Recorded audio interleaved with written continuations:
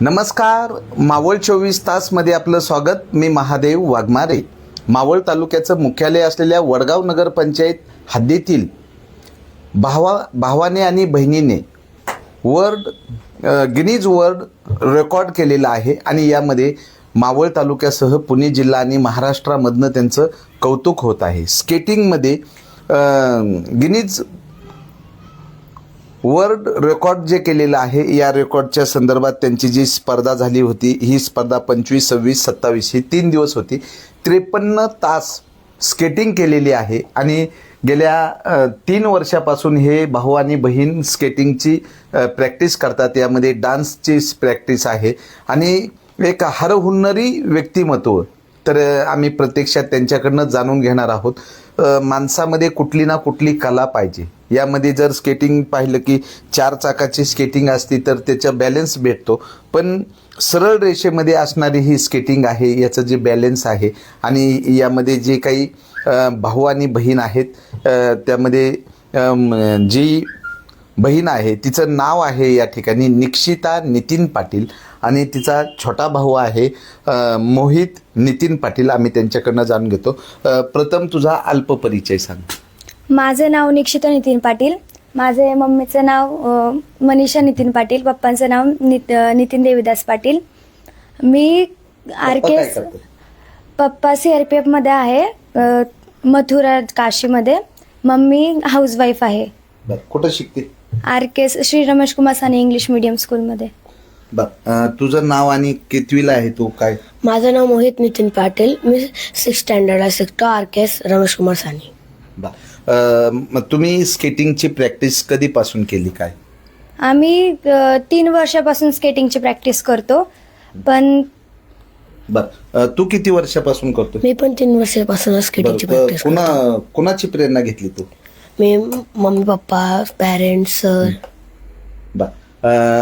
आतापर्यंत तुम्ही कोणकोणत्या स्पर्धेमध्ये सहभाग घेतलेला आहे? तालुका, जिल्हा, आंतरराज्य, आंतरराष्ट्रीयमध्ये जाता आलं नाही ते पैशां यांच्यामुळं. मग ते होणार होतं पण ते पैशांमुळं झालं नाही. आता यामध्ये तुम्ही गिनीज वर्ल्ड रेकॉर्डमध्ये केलेला आहे तुम्ही, तर त्यामध्ये तो प्रवास कसा होता? किती तासाची स्पर्धा होती? कशा पद्धतीनं तुम्ही कुठं स्पर्धा संपन्न झाली? काय सांगा. ही स्पर्धा कर्नाटकाला होती, बेळगाव कर्नाटकाला.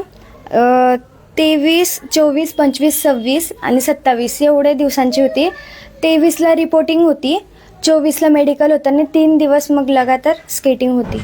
आणि मध्ये अर्धा 1 तासाचा ब्रेक भेटायचा, त्याच्यात जेवण वगैरे सगळं व्हायचं. किती तासाचं रेकॉर्ड आहे? 53 तासाचा रेकॉर्ड झाला आहे हा. पाऊस पण होता तिथं. वरतून परत खाली ग्राउंडवर करायचो आम्ही. आणखी कोणकोणत्या खेळामध्ये पारंगत आहे? काय सांगतील? लाठी काठी, तलवारबाजी, डान्समध्ये आणि स्केटिंगमध्ये, गटकात, कलरीपयटू, सिलेंबम. तू कोणत्या खेळामध्ये आहे? मी डान्स, तलवारबाजी, सिलेंबम, गटका, स्केटिंग. खेळाडूंना काय सुविधा मिळाल्या पाहिजे असं वाटतं तुला? ज्यांना आपलं खेळाची आवड आहे त्यांना ग्राउंड उपलब्ध करून द्यावे असं मला वाटतं. आणि कोणाला पैशांऐवजी कुठं जाता येत नसेल तर त्यांना ते पैसे हे करून द्यावे, जेणेकरून महाराष्ट्राचे नाव ते हे मोठे करू शकतात. तू कुणाला भेटला? तुझं गिनीज वर्ल्ड रेकॉर्ड झाल्यानंतर मावळ तालुक्यामध्ये कुणाला भेटला जाऊन? आम्हाला भेटता आलं नाही अण्णांना, पण आम्ही कोशिश केली पण भेटू नाही शकलो आम्ही. अण्णा म्हणजे कोण? काय? सुने अण्णा शेळके. कोण आहेत ते? आमदारीतले, मावळ त्यांना- तालुक्याचे अंबळ. त्याला अण्णांना भेटण्याची तुझी इच्छा आहे का? हा. मग सांगशील का अण्णा मला भेट द्या म्हणून? हा, बोल ना. अण्णा आम्हाला भेट द्या. तर अनेक खेळाडू आहेत. या खेळाडूंना मावळचे कार्यसम्राट आमदार सुनील अण्णा शेळके यांना पाठबळ देतात. तर मावळ तालुक्यामध्ये क्रीडा संकुल होणं ही काळाची गरज आहे. जर क्रीडा संकुल झाली तर मावळमध्ये एक असे हिरे आहेत, पॉवर लिफ्टिंग, वेट लिफ्टिंग, त्याचबरोबर कुस्तीमध्ये ऑलिम्पिकपर्यंत गेलेले पैलवान ह्या मावळमध्ये आहेत. या मावळच्या लाल मातीमध्ये अनेक हिरे तयार होतात. फक्त क्रीडा संकुल झालं तर इथल्या ह्या खेळाडूंना या ठिकाणी मोठं प्रोत्साहन भेटणार आहे. तर वडगाव नगरपंचायत हद्दीतील निक्षिता नितीन पाटील आणि मोहित नितीन पाटील हे या ठिकाणी गिनीज वर्ल्ड रेकॉर्ड केलेला आहे आणि त्यांच्या ह्या रेकॉर्डमुळे अभिनंदन होत आहे. तर या ठिकाणी डान्स टीचर आहेत. सर, पूर्ण नाव आणि काय सांगाल या दोघांविषयी? माझं नाव अंकित पाटील. मी या दोघांना गेले 4-5 वर्ष आले मी ओळखतोय. खूप दोघं स्ट्रगल करतात. सकाळची मेहनत, त्यांची सकाळची प्रॅक्टिस, संध्याकाळची प्रॅक्टिस, आणि त्यात 10वीला ते शिकत आहे आणि हा 6वीला शिकत आहे. त्यात अभ्यासाचा लोड, ह्या सगळ्या गोष्टी मॅनेज करून त्यांनी आज हा रेकॉर्ड केलेला आहे. त्यांनी त्यांच्या मागं खूप कष्ट केलेले आहेत आणि त्या स्टेजपर्यंत ते जाऊन पोचलेले आहेत. तर माझी एकच विनंती आहे की त्यांना एक चांगलं अजून पुढं प्लॅटफॉर्म भेटावं, म्हणून आमदारांनी पण काहीतरी त्यांना सपोर्ट करावा. या ठिकाणी शिवभक्त तुषार वहिले आहेत. म्हणजे मावळ तालुक्यामध्ये जे प्रसिद्धीपासून दूर असणारे जे विद्यार्थी आहेत किंवा व्यक्ती आहेत, अशा व्यक्तींना समोर आणण्याचं काम करणारे प्रगतशील शेतकरी शिवभक्त तुषार वहिले आहेत. काय सांगाल या दोघांबद्दल? नमस्कार. या ठिकाणी निक्षिता पाटील असेल, मोहित पाटील असतील, ही जे दोन भाऊ बहीण आहेत, हे ज्यावेळेस वडगाव मावळ या ठिकाणी राहायला आले त्यावेळेस ते खूप छोटे होते व डान्स अकॅडमीमध्ये माझी त्यांची पहिल्यांदा ओळख झाली होती. व त्यावेळेसच आपण जसं म्हणतो मुलाचे पाय पाळण्यात ओळखले जातात, त्या पद्धतीने या दोन बहीण भावंडांनी लहानपणापासूनच खेळ असन, डान्सच्या स्पर्धा असन, त्याच्यात हुरहुरीने भाग घ्यायचे. व या ठिकाणी त्यांचे मी एक नमूद करू इच्छितो की त्यांचे वडील नितीन पाटील साहेब हे CRPF असतात, परंतु ड्युटी करता नाही इकडं मुलांकडे सुद्धा ते तिकडून बारकाईने लक्ष देऊन त्यांचा सरां थ्रू असेल, आमच्या थ्रू असेल, कायम या ठिकाणी संवाद साधून त्यांनाच देखील प्रोत्साहन देत असत. परंतु आज या ठिकाणी वडगाव ही जशी खेळाडूंची पंढरी समजली जाते, आज या वडगावला आपल्या हर्षदाताई दुबे असतील, तसेच नितीनजी माळसकर असतील, यांनी छत्रपती अवॉर्ड आणलेले आहेत.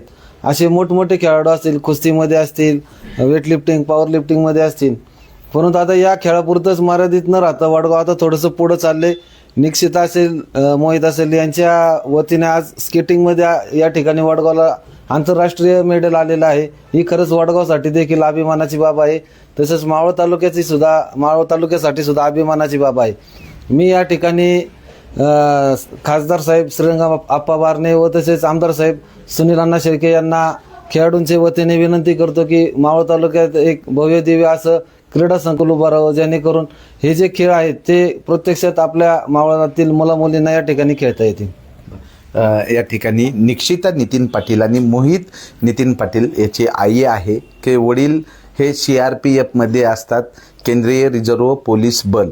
यामध्ये 24 तास ऑन ड्युटी असतात आणि घराची जबाबदारी सांभाळत असताना जसं जिजाऊंनी शोभांना घडवलं तसं एका मातेने तिच्या 2 मुलांना स्केटिंगमध्ये गिनीज वर्ल्ड रेकॉर्डमध्ये ह्या मुलांना पाठवलेलं आहे. 53 तास स्केटिंग केलेली आहे. तर आम्ही त्यांच्याकडनं जाणून घेतोय. काय सांगाल ह्या मुलांची प्रॅक्टिस घेत असताना, त्यांचं शाळा असन किंवा प्रॅक्टिस त्यांच्याविषयी काय सांगाल तुम्ही? ते सकाळी शाळा करतात, दुपारी येऊन थोडा वेळ आराम केल्यानंतर अभ्यास, नंतर प्रॅक्टिस करतात. कंटिन्यू क्लास वगैरे पण चालू राहतं त्यांचं. 1-2 तास क्लासला पण जातात. मी प्रॅक्टिसला पण घेऊन जाते तळेगावला. काही स्टेटची कॉम्पिटिशन आली, नॅशनलची कॉम्पिटिशन आली तर कंटिन्यू प्रॅक्टिसला पण तळेगावला घेऊन जाते मी त्यांना. हल्ली ज्या काही आता एक उदाहरण सांगितलं तर महिला ज्या आहेत की मुलामध्ये सर्वस्व पाहतात. आता तुम्हाला ज्या काळी असं काही खेळ खेळता आले नाहीत, पण तुम्ही तुमच्या मुलांना ऑलराऊंडर बनवण्यासाठी जो वेळ देताय, इतर महिलांनाही काय सांगाल की जरा सिरियलपासनं दूर राहिलं पाहिजे, मोबाईलपासनं दूर राहिलं पाहिजे, आणि खरी संपत्ती आपली मुलं आहेत. जी मुलं घडली तर आपण यशस्वी झालो, मुलंच बिघडली तर आपल्या जगण्याला पण कुठंतरी अर्थ उरत नाही. त्याबद्दल काय सांगाल? मी पहिल्यापासून माझ्या मनात एकच ध्येय होतं की आपल्या मुलांना खेळण्यात स्पोर्ट घडवायचा.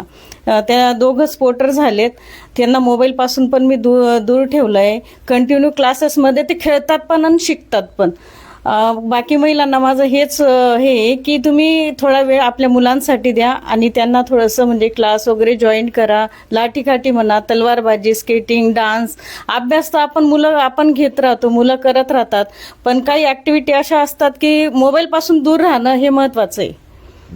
तर एक माता मुलांना घडवत असते, पण हल्लीची परिस्थिती अशी झाली की आईचं मुलं जरा कमीच ऐकतात. म्हणजे मी बऱ्याचशा ठिकाणी जातो ना, आईला मुलं ऐकतच नाहीत. पप्पा असन तरच मुलं सरळ होतात. पण तुम्हाला सलाम केला पाहिजे की तुमचे मिस्टर हे सैन्यामध्ये आहेत, CRPF मध्ये आहे, पण दोन्ही मुलांना तुम्ही घडवण्यामध्ये एक यशस्वी पाऊल उचललं. त्याबद्दल काय सांगाल? वडील असले की मुलं जरा घाबरतात, पण एक आई शिक्षण देते. म्हणजे तुमची जे असणारी रोजची ही सर्कस आहे त्याबद्दल. मुलं तर बघा कोणाचे आई वडिलांचं ऐकत नाही, पण एकदा दोनदा सांगितलं की ते समजून घेतात. आणि थोडं रागवावं पण लागतं, थोडं मारावं पण लागतं. असं नाही की मी मारत नाही असं किंवा रागवत नाही असं. दोघं करून मी समजून पण नंतर सांगते त्यांना की आपले वडील एवढे लांब आहे ड्युटीला, आपल्याला काहीतरी करून दाखवायचंय. एक सैनिकाची पत्नी म्हणून सक्षमपणे कुटुंब सांभाळत असताना मुलांना खेळामध्ये जे काही आवड आहे, स्केटिंग आहे, डान्सिंग आहे, लाठीकाठी आहे, तलवारबाजी आहे, यामध्ये ही मुलं जी आहेत ती पारंगत झालेली आहेत.